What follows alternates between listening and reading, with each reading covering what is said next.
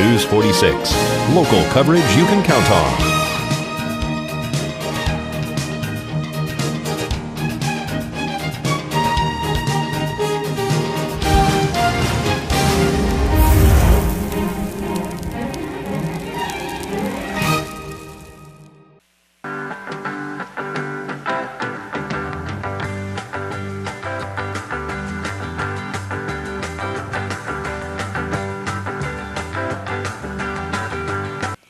Hi, welcome to Community Viewpoint.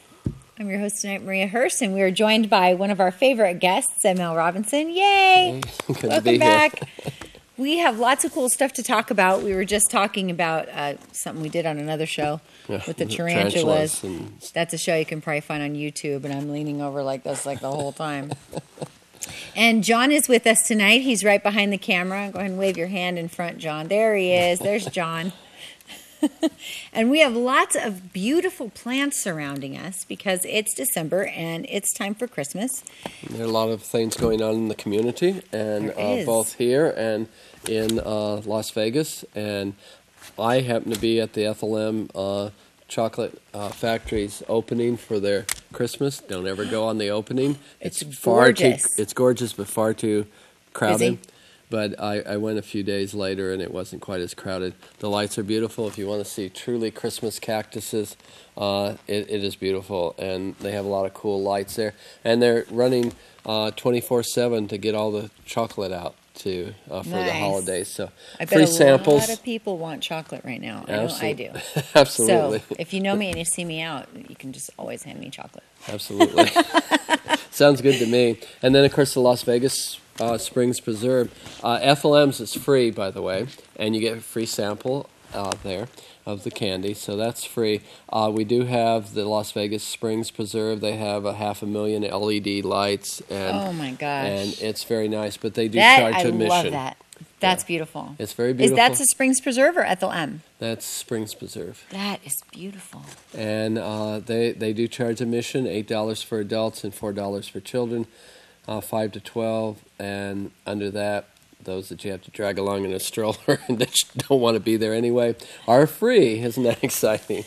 But bringing it back home to Pahrump, the Extension Office is going to have December 10th a illuminated stroll through the park, through our gardens there. Nice. It's going to be a night there with Santa and Mrs. Santa Claus. There's going to be coffee and hot chocolate for everyone, which is donated by the Pahrump Valley Roasters. I'll get that right. And that is one of the businesses here in town. And so we'd encourage you to come by. There'll be carolers, and hopefully it won't be too cold. And, yes, but that's what the hot chocolate is for. That's what the hot chocolate and coffee's for, and come by and enjoy that. And just quickly, before we get into the holiday plans, January 21st will be our annual pruning seminar on fruit trees, roses, and anything else you want to learn how to prune. It runs from 9 to 12, and I'm one of the main speakers there. So it's always fun from my perspective. That's awesome. And then the Master Gardener class, if you've ever wanted to be a Master Gardener, here's your opportunity. The training begins the beginning of March. So now's the time to sign up. It seems like it's a long ways off, but there's always a waiting list. So we encourage you to sign up as soon as possible and give our office a call. That's awesome. And I have heard nothing but wonderful things about that Master Gardener program. It's a wonderful program. Everything I hear is wonderful. The students learn, they get all this opportunity to learn more about horticulture here in the desert, but they also have the opportunity to give back to the community in many ways.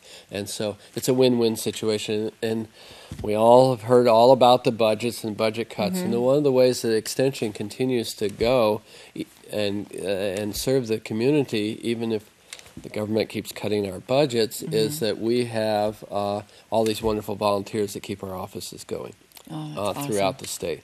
And so we need you as volunteers to keep the office going. You know what I was just thinking is, I mean, there's a lot of people, unfortunately, there's a lot of people out of work now, but there are so many opportunities to learn and be a part of something that's a great, great, great asset to this community, and that is the cooperative extension.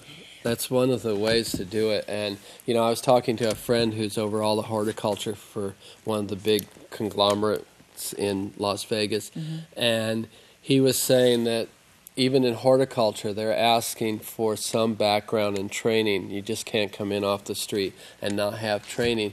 And he said, but if they will take classes from the extension, we will count that as towards their training. So you don't actually have to always have training from you know, a college or a community college or a university. Many times they'll accept the training with our outreach programs. Okay, because it's a cooperative extension from the UNR, University of Nevada, Reno. And I have just heard nothing but good things. And there's so many opportunities to go and learn different things. Not just the master gardeners. They were doing classes on canning. Absolutely. They're doing classes on pruning, the seminar. We they did have the one tree on, cell. I mean, everything. We did one, and we'll be doing another one on how to build your own little hoop house to grow vegetables throughout the winter. Nice. And so, but this is excellent. This is how Extension started, was helping people, especially during tough times. And so we've gone full circle. And that's excellent that we can adapt to it. But it's the holidays, and there's holiday plants everywhere.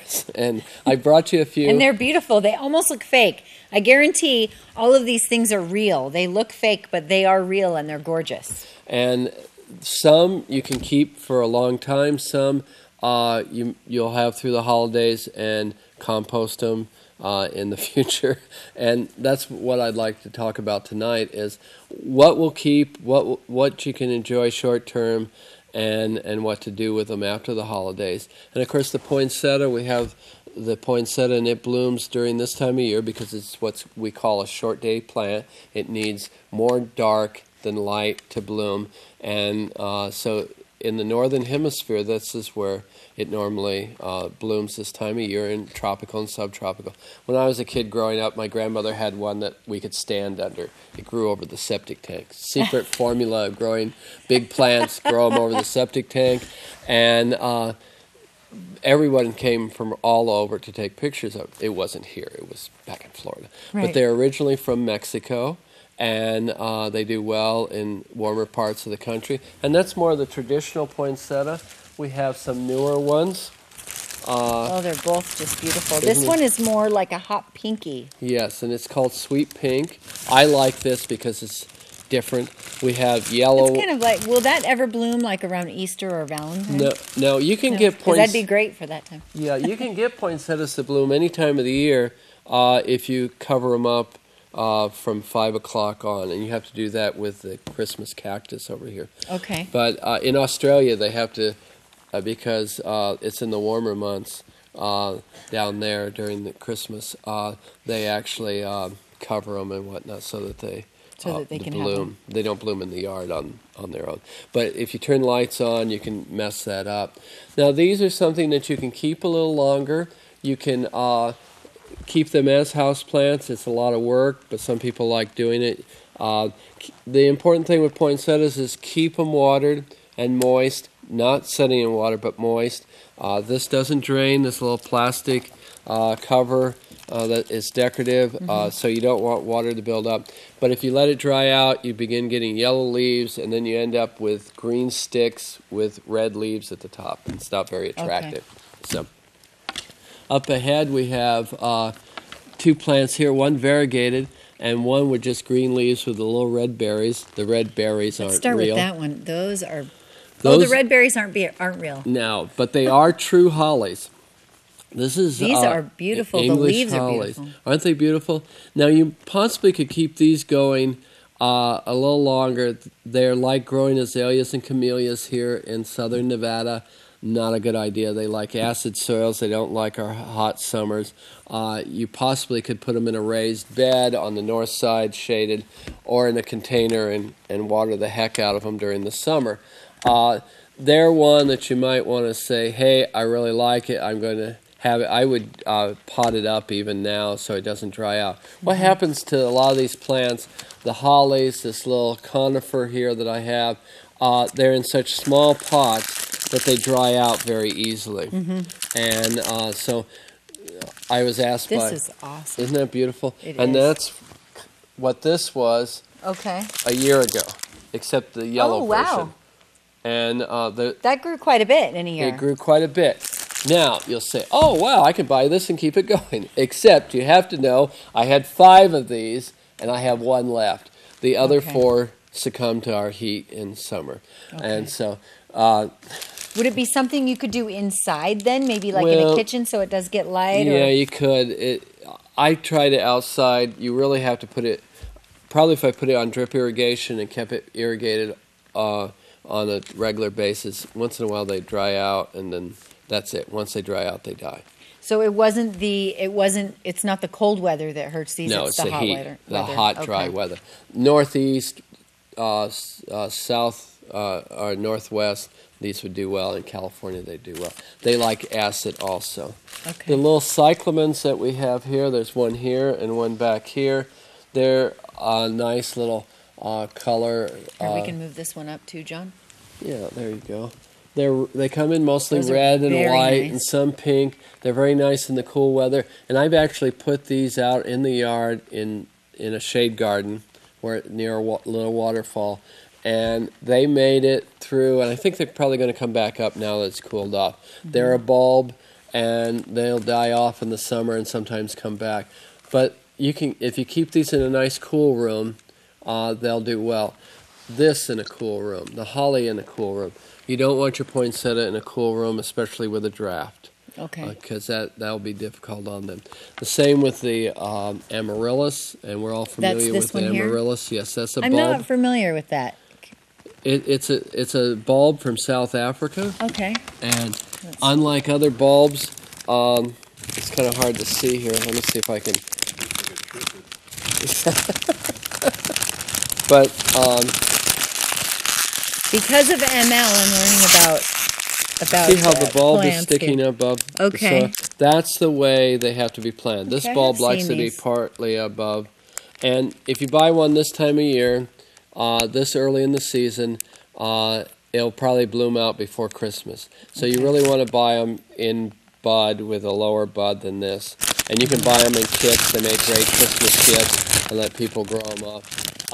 They come in all different colors, mostly reds and whites and whatnot. If you go to some of the catalogs, you won't find them in the stores here. And these will last? Yes, you can actually dry them off after they bloom and rebloom there every year, but you don't want to put them outdoors. They're not an outdoor bulb here. They're a tropical bulb from South Africa.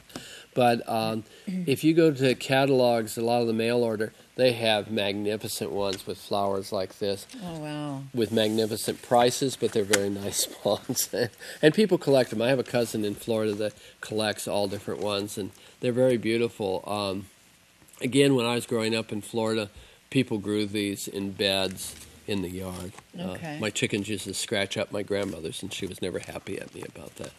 So would like a kitchen be nice for that because of the humidity? Yes, and that would do well in a bay window in the kitchen, and a lot of people grow them there. And then you let them dry out, and then let them regrow, repot them in the fall. And let them grow. The other one we have here, which is kind of nice. We have these other two. You want me to pull that one up here? Oh, yeah, let's do that. Can you reach that?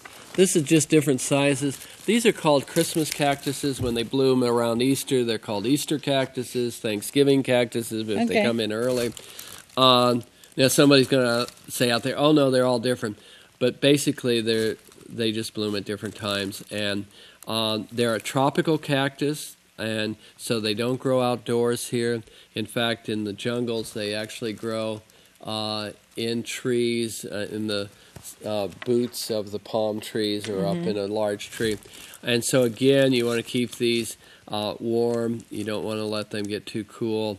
They're a short day plant, so again, if you want to rebloom them, you want to take and maybe cover them at 5 o'clock starting in October with a box, or put them in a closet, some people do, and then take them out in the morning. It's a lot of work to get them to bloom on that. But you don't want them, or put them in a room that stays warm, that doesn't get cold, and that no one's going to go in and turn the light on at night, an empty bedroom or something, and break up that cycle of short days. any of these plants, this one here, let's pull this one over. pull this one over. This one is really cool. It has really cool blooms on it. Yeah. And these do great in hanging baskets because they will grow and hang down in the basket. And this is a cactus as well? Yeah. Christmas cactus. Yeah. Okay. And there are several plants in here. What I would do is when I got this home, I'd let it bloom out, and then I'd find a nice hanging basket. I would take it out in a few months when it's warmer and repot it and divide these all up so that they have room because they're all, you'll have 5 to 10 plants jammed in here so that they have a full pot. I intentionally left the plastic protective sleeve on this to show you that if you leave that on too long, they just get really awful. Wilty. They're wilty and they just kind of decompose there. And so you want to take that off. When you go to buy these, look in the shop. If the bag's around them, look in and make sure they don't look like this. And then when you bring it home, take this thing off. This is good. The sleeves are good on the poinsettias. You always want, especially the cold-sensitive ones like the cactus and the poinsettias. But any of these plants, sleeves are good because they protect you from the wind. They protect the plant in the car when you're transporting it. And never leave these, if you're out shopping, never leave the plants, especially the more tropical ones, the poinsettias and the cactus. The hollies, the little evergreens might get by with it, but you don't leave them in the car while you're shopping and it's cold outside. Make it your last stop if you're going to go buy them. Make it your last stop. Okay. And one of the other, now this is have a couple of others here that we can look at. This one is a more non-traditional. A lot of people wouldn't consider this a Christmas plant. This is awesome.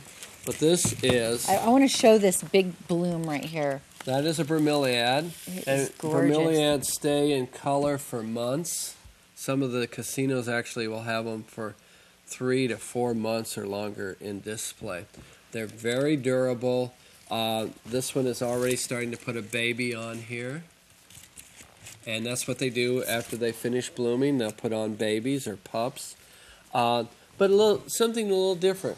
Like the cyclamen, the bromeliad is a different type of plant for the holidays. And I like non-traditional things. I've done that with Christmas trees. I've had sagebrush and ficus benjamina Christmas trees and whatnot. And I like the bizarre and different. And this is a little different. It'll add color. It's easier to take care of than a poinsettia, and it gives you that red and green.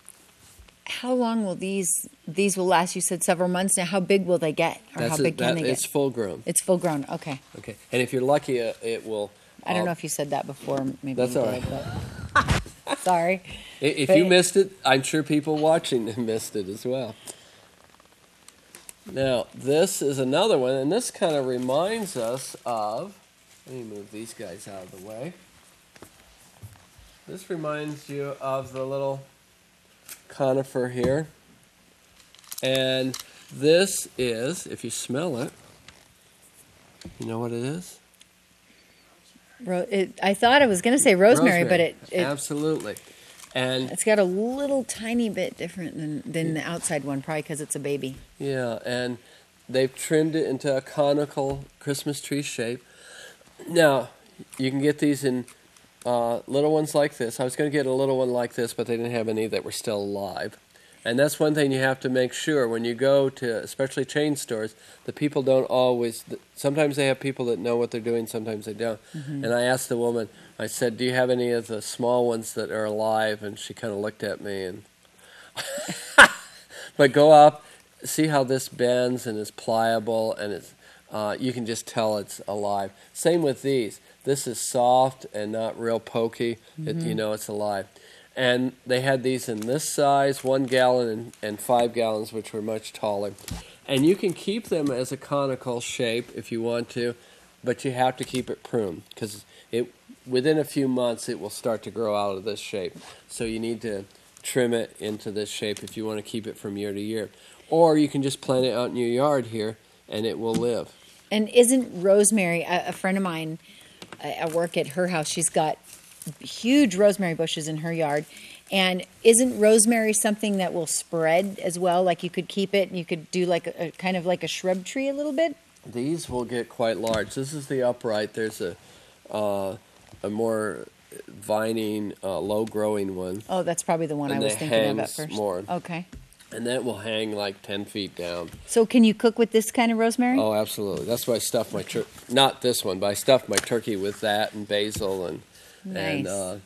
the drippings make great gravy when you stuff it full of lemons and oranges and rosemary and basil. As my dad would say, all those sticks. What are all the sticks in? What are all those sticks in your turkey? And So you can give that as a gift, and then they can. That's really like that's the gift that keeps on giving. Absolutely, and you could put a few little bows on it. It's really cute. I like the little blooms. Yeah, Those are the little purple blooms on it. Yes, and they normally bloom that way. And this one is, Natural some ornaments. of this is deceiving. The hollies, if you live in the right part of the country, and the little conifers, you can plant them out in your yard in cooler areas. The poinsettias and the bromeliads you could plant out in warmer areas of the country. Most of these you're not going to be able to plant out into the yard. The rosemary you can, and so it's a nice one to take on. Something like this, I would, if you wanted to keep it from year to year. This is really cool. I would just let it dry out and spray it green. I've done that with bonsais. And This one? Yeah, it'll stay. Sorry, guy. But he's going to die anyway. Question. How come, like the Texas sage, when it rains, everything blooms out here? The Texas sage is called the barometer plant, and the reason it's called the barometer plant is because when the humidity raises or we have rain, it just goes into natural bloom. And so, good question. That was John, by the way. We have a very interactive studio. Yes, we do. But Yes, we do. here are a few. I got every one of these at a local hardware chain store.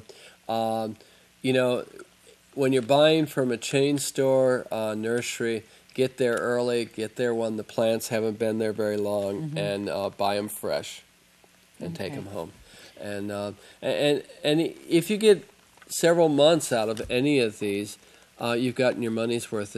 They have lasted longer than a flower arrangement would. Right. And so you I have always to look like at to that give one. plants too instead of flowers, but I love flowers too. But these are And chocolate. and chocolate, and this one, I love this one. That is so beautiful. Look at all these plants. Can you pan over some of the other ones as well? They're so nice. And they really add nice color. And one of the things that's fun this time of year is to go, especially in Las Vegas, if you get into town, go to the various big casinos with their holiday displays. They're magnificent, and of course the outdoor lights are great too. But come to ours on December 10th. December 10th on the corner of Dandelion and Calvada. 5 to 7. 5 to 7, December 10th, Saturday, 5 to 7. Free hot chocolate and coffee, thanks to the Pahrump Valley Roasters.